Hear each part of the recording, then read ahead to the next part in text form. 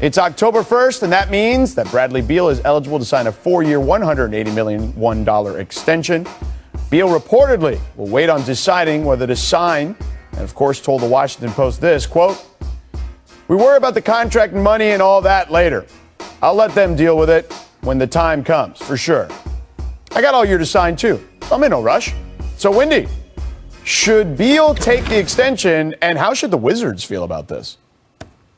You know who's in a rush, George?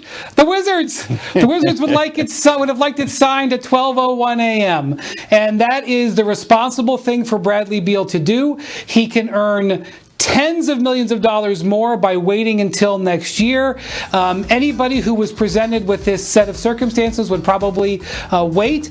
That said, you have a guy like Giannis last year who extended in this window because he wanted without any distractions, and they ended up winning the title.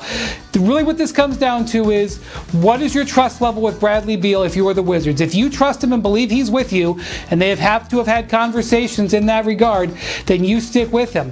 But this is one of the worst positions to be in sports, when you have a player that everybody wants and could be very highly desirable in free agency heading into his walk year. It's very unsettling. Beal has said all the right things. He had an opportunity to ask out this last summer when Russell Westbrook did, and he did not. But there's going to be nervy times ahead for the Wizards if he doesn't sign this, which it sounds like he's not. I'm a little verklempt still from the Sue and Diana photos. I haven't recovered emotionally from that to be able to address Bradley Beal. Look, you can map out all of Bradley Beal's options and how much money he can make. The bottom line is it's like an amazing amount of money, kind of more amazing, maybe slightly less amazing. It's all amazing. So if I'm Bradley Beal, I'm in the late prime of my career, my late 20s. I'm not going to tell him what he should do or what he shouldn't do. Obviously, the Wizards want him to sign today. Bradley Beal's got to weigh, how much do I value the security of signing for $180 million? Let me repeat, $180 million today versus after years in trade rumors, after the Wizards just remade the entire roster around me, and did it amount to anything? Is this a play-in team? Is this a playoff team? We'll see. How much do I want to have unilateral, unfettered control of where I finish the rest of my prime, where I play the rest of my prime, where I can maybe try to chase a ring somewhere, play on a great team? How much do I value that freedom? Because look, you can say, sign the extension, demand a trade later. Lots of guys have done that. Bobby Marks has written about that. As Ben Simmons is showing right now, that can get ugly. That can put you in the spotlight for a long time. That can get financially complicated. So he's just got to weigh security versus total control of his career. I don't know what he should do, but in theory, he's been languishing there in Washington for quite a long time. Yeah, and it can get uncomfortable, as we've seen, certainly. But,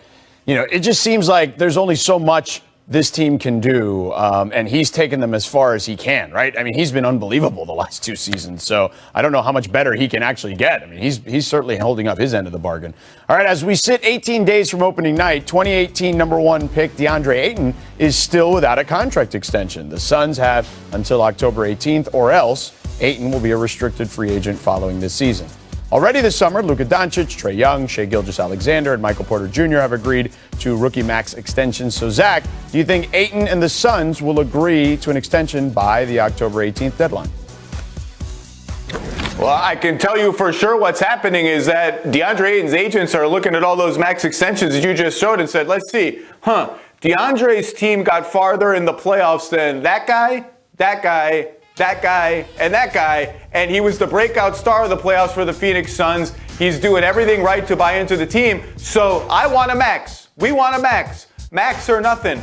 And I could see Phoenix taking it to the wire and trying to negotiate a little wiggle room here or there. I think this is a true 50-50 case. If you're asking me to make a prediction, I'll say to keep the good vibes going, Phoenix inks him to an extension before the season, and maybe they get some concessions like it's a max, but it doesn't have the escalator clauses and all that stuff. I think if I had to bet, I bet they get it done just to keep the vibes rolling there. Yeah, so the issue here is when you look ahead to next summer, if you're the Suns, you're saying, well, if we don't give him a max today, could somebody else come in and give him a max next summer? And there's just not that many teams with salary cap space right now. This is a factor for all of these guys looking for contract extensions in the next couple of weeks. Guys like Colin Sexton, one of Ayton's teammates, Mikal Bridges, Miles Bridges. These are guys who may not have much of a market next year because there's not much space out there, and the teams are weighing that. But that said, what Ayton knows is he's very, very important to the success of this team. He's not their best player, but he has that most important player role. When he plays well and fills his role, setting screens, playing defense, rebounding, getting out there and defending on the perimeter when on switches, the Suns are at their best. Also, he knows they've just paid Chris Paul, something around 75 to 100 million to try to get the most out of the last couple of years. The last thing that they need is drama and thinking that could be disrupted, and that is on Ayton's side, which is why ultimately I think they'll come to terms because Ayton has shown nothing but growth. And this is what I like to call the fun max. This is the max contract where you only get 25% of the cap. You're usually younger and in your prime and not yet looking to move anywhere else. Not the case with Ben Simmons. No fun there. But this is the fun max, and usually these fun maxes get done on players like Ayton. Yeah, I'll just echo what you guys said. I mean, the good vibes, Zach, I thought was a great point. And hello, you hadn't made the playoffs in 10 years. You made the finals. Like, what are you waiting for? Let's go. Like, get everybody back on board. You got two young stars with a veteran guy who's kind of taught them kind of the way a little bit. This makes all the... I know, and October's here. That means basketball is back this month. Huge news in the Sixers and Ben Simmons saga, what this $8 million decision will actually mean. Plus, is the pressure mounting on Kyrie's availability? We'll let you hear what Nets owner Joe Tsai had to say about Kyrie. And a Bay Day for a new look Clay, what to expect from the Splash Brothers. Happy Friday. The Jump starts now.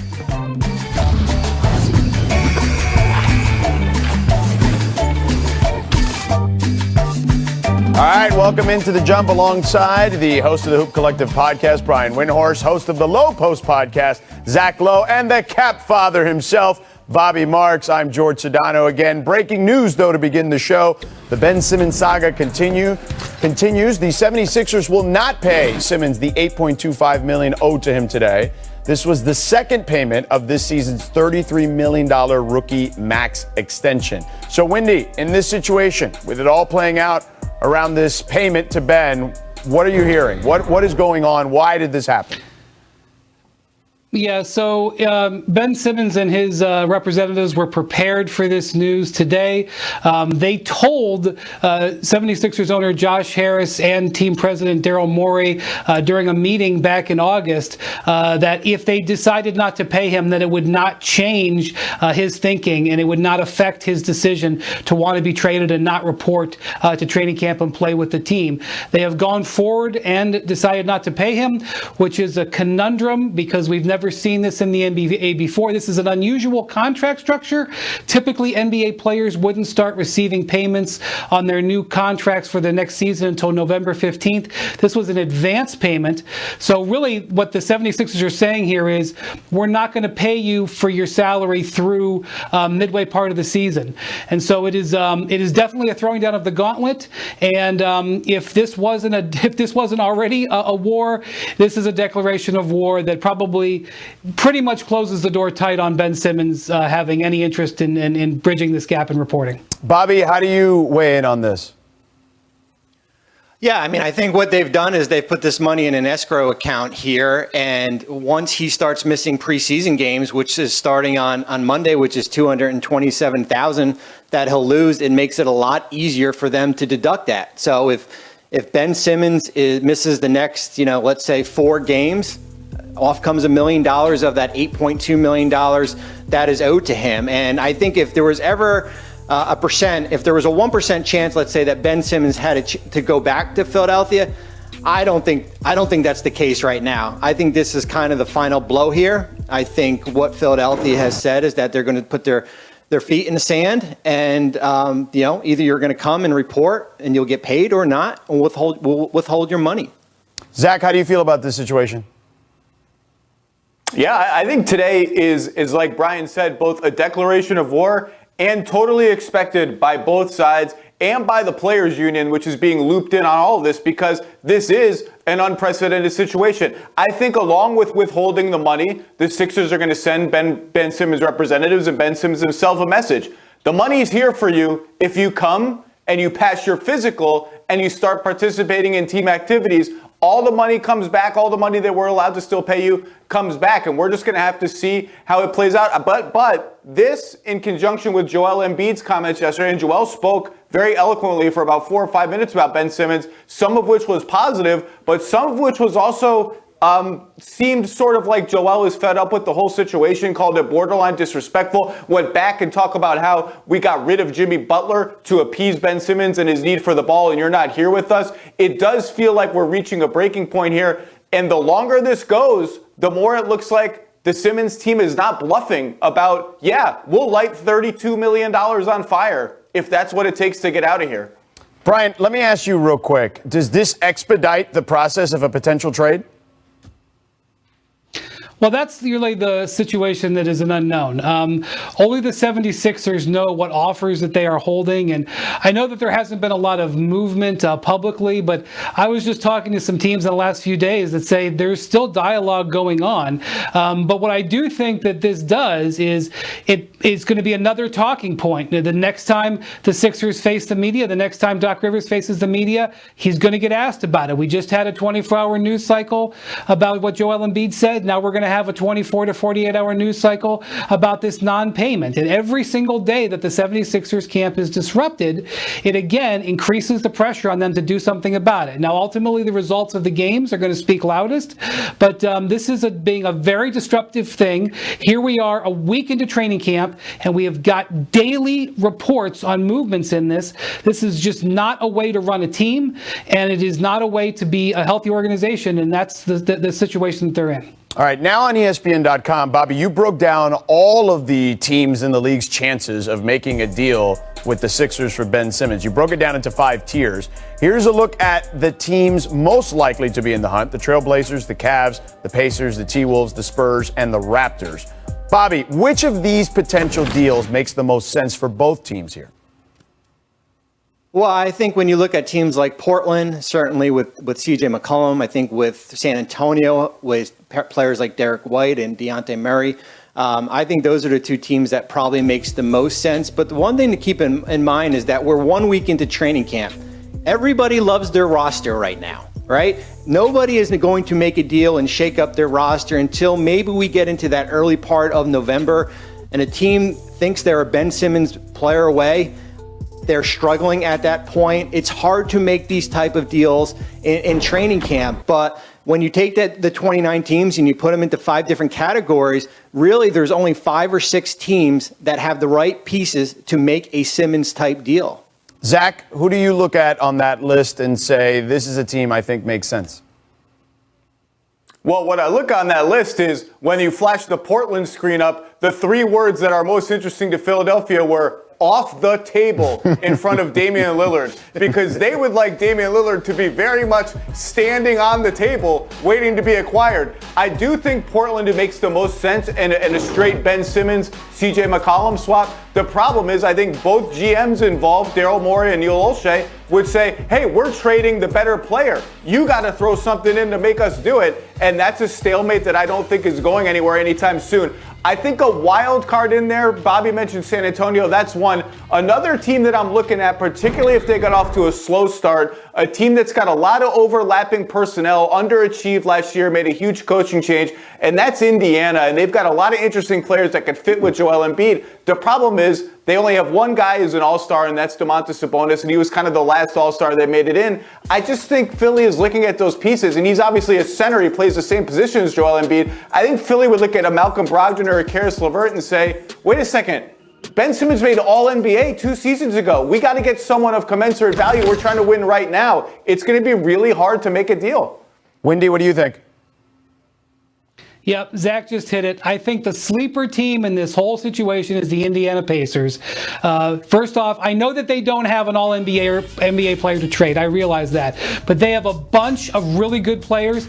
And as Bobby illustrated in that list, they control all of their picks. That is not like the Portland Trailblazers. They don't control trade a package of players and picks the way a team like Indiana can. Plus, Kevin Pritchard likes to trade for guys who are under contract. They know that they're never going to be a free agent destination. So when they trade for a guy like Victor Oladipo, or they trade for a guy like Karis LeVert, who has a bunch of years left, they like that. They love the idea of being able to trade for a player like Ben Simmons, who they would have team control over. It makes a lot of sense, especially because with as much talent as they have and as much money as they're spending, I still think they're just in the middle of the pack in the Eastern Conference. And they've got a premium coach now in Rick Carlisle. You can try to add a premium talent there. I think they are sitting there waiting for the Sixers to come to terms with, make the best deal they can, because I think they can put forth an offer that few teams can rival. Basketball fans certainly love a transaction, so I'm sure plenty are tuning in right now and are scrolling to get to this Bobby article on ESPN.com. There's a second tier as well with some very interesting teams and names here. The Hawks, the Celtics, the Pelicans, and the Warriors. Bobby, which one there makes some sense? Well, the one team that intrigues me a little bit is Atlanta, and I don't think many people have talked about it, and just because of the fact that eventually they're going to have to make a decision on players like Cam Reddish, DeAndre Hunter. They have the big contracts with Bojan Bogdanovic, Danilo Gallinari here. That's something for down the road. Especially if this team struggles, and there's a lot of expectations in Atlanta to get to potentially an Eastern Conference Finals. But the Hawks intrigue me just because of a Ben Simmons, Trae Young backcourt. Zach, where do you lie on this one? I think the Hawks strike me as a team that's like, wait a second. We just made the conference finals. We're good. We're rising. A shakeup of that magnitude right now almost feels premature and unnecessary, even with what Bobby just said about they're going to have to consolidate some of these players down the line because they can't pay everybody. The wild card team to me there is Boston, because when we talk about good teams that control all their picks, we don't hear about the Celtics very much. And the Celtics, I think, would be looking at a situation where we're not trading Jaylen Brown, we're not trading Jason Tatum, but hey, we got all these picks, we got all these swaps, we can get in on these trades. The problem is it would have to be a 3-team trade because they're not trading Jaylen Brown or Jason Tatum. They like, I think, the idea of Simmons plus Tatum plus Brown is this sort of 3 supersized wings, all good defenders. Simmons can screen and run and pass. I think that's an interesting one, but I think it would have to be a tricky 3-team trade. Brian? A 3-team trade is a no-team trade. I know they happen, but they die 99% of the time. I don't like the fit for any of these, to make it simple. And I can tell you, I understand why Bobby put the Warriors on here, but we can scratch the Warriors because their owner just got fined $50,000 for saying we're not trading for Ben Simmons. Right. So I don't think that's going to happen in the short term. Well, Bobby, thank you so much for joining us here to start the show. Appreciate it, man. Great to see you. Steph returned with a vengeance, putting up historic numbers and leading the league in scoring, averaging 32 points in 63 games. Yesterday, Steph told Frank Isola and Brian Scalabrine on SiriusXM NBA Radio how it felt to silence all the noise with his play. Let's take a listen. I mean, there was a moment at the beginning of last year, before the Portland game in the 62, that I heard a lot of noise and I heard a lot of talk about who I wasn't and we were going to get exposed and I was going to get exposed and all that type of stuff. I definitely took pride in, shutting that up. But it's also the realization that when you're in the fight and every year you're, in that chase to the mountaintop and trying to, win championships, I might get it more than other people just because I wasn't supposed to be here. So, Wendy, Steph says he took pride in shutting up the haters. What are your expectations for the Warriors this year? I'm not, obviously Steph Curry's a guy who's taken criticism, rightly or wrongly, in his career. I think the Warriors and Steph were what they thought they were last year because we thought he'd be great. He was. He almost won the scoring title, and he led a team that fought till the bitter end but wasn't quite up to snuff without Klay Thompson. And so this year I think that they will be better because they're going to have Klay back. But we've got big questions. We don't know how much Andrew Wiggins is going to play. We don't know how much they're going to get from their young guys. But I do know that Steph Curry will be great. Those are things that we do know. And I don't care what anybody says. He's an all-time great player. He was an all-time great player 5 years ago. He was an all-time great player last year. He'll be an all-time great player this year. Zach, this feels, I mean, we saw the roster and the way it looked like right there. You know, you got this split between these young guys and the older guys. How do you try to balance that if you're the Warriors? I think the Warriors have a really high ceiling. Like, if everything hits right for them, I think they could actually challenge to get out of the Western Conference. Let's leave aside the obvious, right? They need Clay and they need Andrew Wiggins, who's not vaccinated yet, reportedly, and hasn't played. I think the biggest challenge for them beyond that is they're going to need something out of the Otto Porter, Nemanja Bjelica veteran crew that didn't do all that much last season for anybody, and the kid crew of Moody, Kuminga, and Wiseman. That's 5 guys. Like, you're not getting that deep into your rotation before you're relying on some of those guys. And I think that's the biggest wild card. If they can get production out of those guys, you can throw in Andre Iguodala if you want because of his age. They could be a really dangerous team, but there are a lot of ifs that have to go right for them. One thing that is not an if, though, as Brian said, is Steph Curry's a first-team All-NBA player. Last year, this year, the year before, the year after, the guy's a god. Yeah, no doubt about that. Although those young guys, and maybe this is recency bias since I did some of his games at Summer League, I feel like Moody, the kind of the 3-and-D type player, could potentially help them maybe a little faster. Kind of feeling. So we're going to have to get away for a little, and if we don't make this thing happen. So I know what's at stake, but that's what makes it fun, though. So, Perk, do you agree with Melo's comparison? If the Lakers lose this season and don't win a championship, that it's that kind of pressure, like the 2004 Olympic team with Wade and LeBron and Carmelo back in 2004? Absolutely, I agree. I couldn't agree more. It's so much pressure on the Lakers to win the championship. Look, when you have 6 future Hall of Famers on your team, and don't give me nothing about age, right? Because 2 of those guys are still in their prime, and Anthony Davis and Russell Westbrook, and one of those guys is just not human, and LeBron James. You pair them up with the other guys that they built around them, a floor general like Rondo. It's nothing but to win a championship, right? And so what Melo is saying is he's actually leaking good information. We all have speculations, but now when you come out and you confirm that y'all go in-house is to win the championship, that's what we want to hear. And I embraced it. I actually love that Melo saying that because he's putting pressure not only on himself to deliver, but he's putting pressure on his teammates to make sure he holds them accountable that the goal at hand is for us to deliver another title to LA. I would give Melo some advice, not that he's looking for that for me. Don't bring up the 2004 Olympic team because people kind of forget. He's one of the greatest Team USA players ever. People forget. Not that it was his fault. And I don't want to compare it to this Lakers team because that 2004 team was thrown together with like days to spare before the Athens Olympics. They had mismatched parts. They had a lot of talent, but it didn't fit together.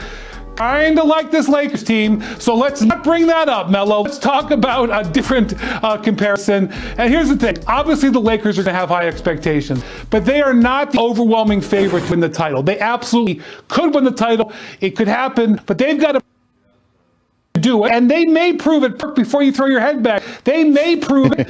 We may be sitting here by Christmas and saying, boy, they're awesome, but they still have to prove it. They got like 12 or 13 new players. We've never seen a team with 12 new players come together and win. So if they prove it, we'll take our hats off to them. But that's what the 2004 Olympic team got upset by a team that played better, the Argentinians, and they were a great team. That wasn't much of an upset, in all honesty.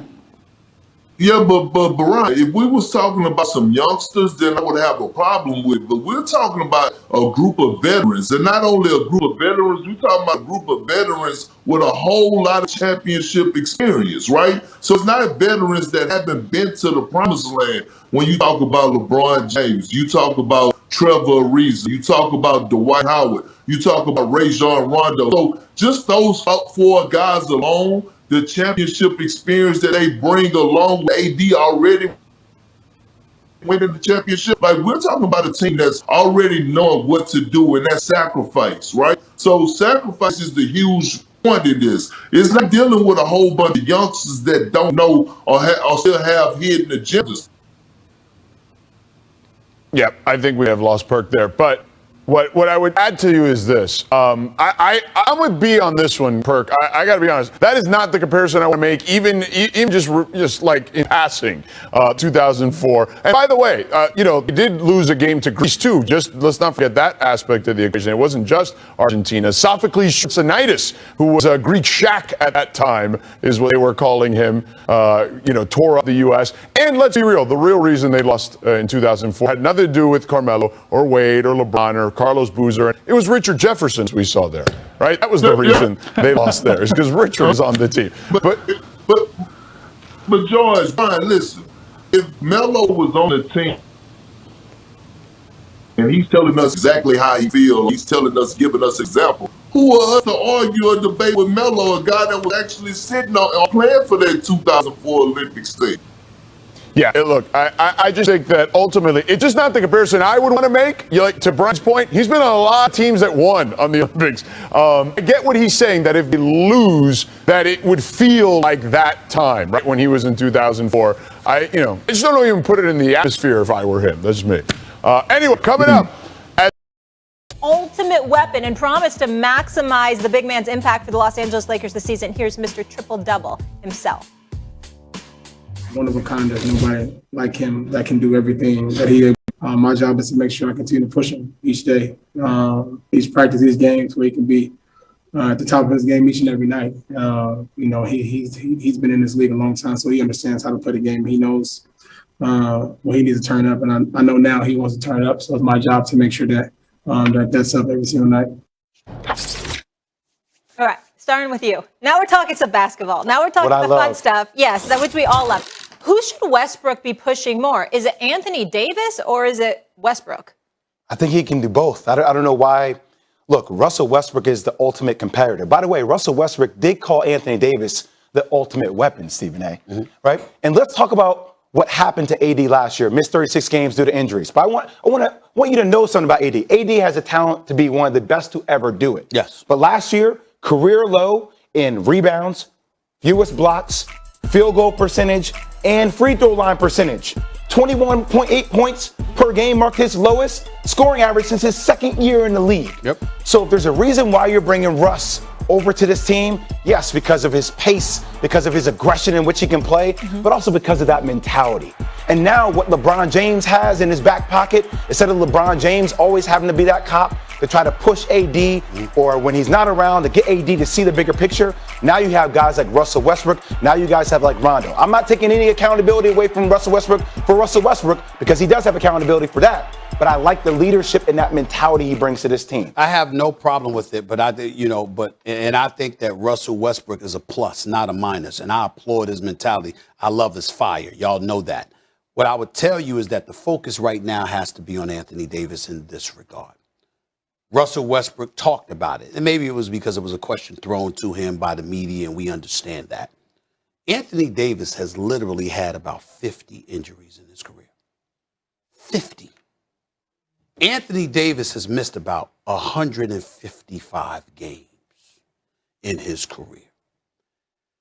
Where I stand is that somewhere along the line, when Russell Westbrook talks about him turning it up, Anthony Davis had to acknowledge that's something you didn't do in the past.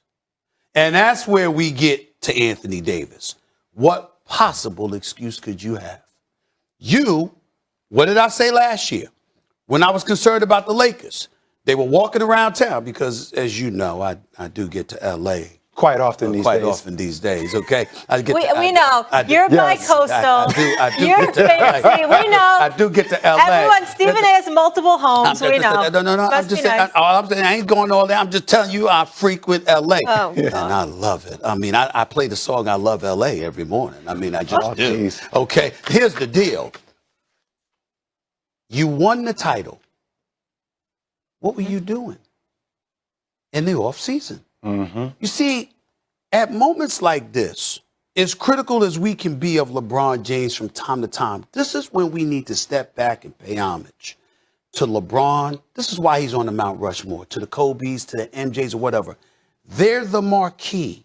They're the headline. And there's an innate internal responsibility that they feel to answer the call. So it's not just about my ability. It's about making sure that I'm in shape. It's about making sure that I maximize my potential and that I'm ready for all comers as an individual because everyone's looking at me. And my response to that is, how could you have a teammate like LeBron that just helped deliver you your first title ever? And I'm not insulting Anthony Davis. I'm asking a question because it's something that I would ask him to his face. If you didn't do all you could physically to have yourself in peak condition, how could you allow that to happen to you when you know you playing with a champion? You playing with a guy that the bullseye is perpetually on his back. How could you have that slippage? And so it's great that Russell Westbrook is there. Russell Westbrook's chasing the ring too now.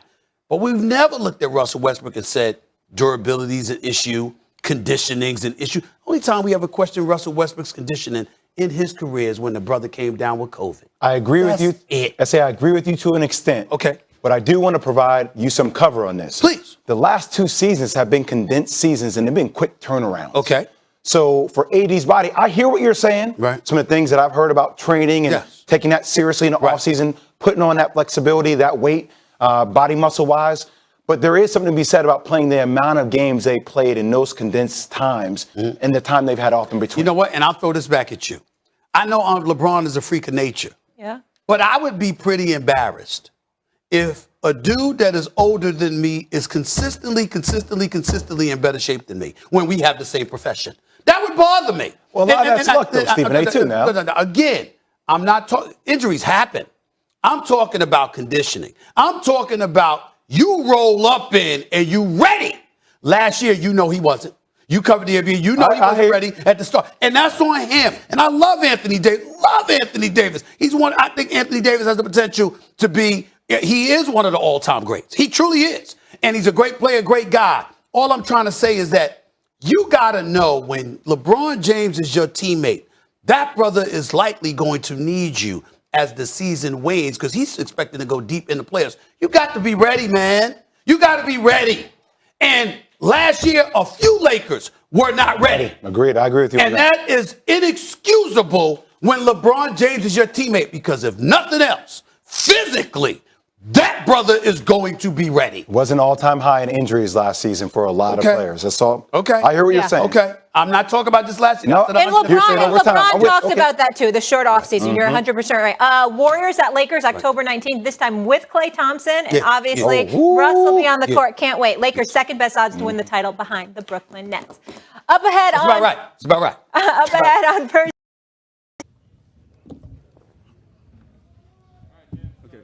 All right. Brian, good morning.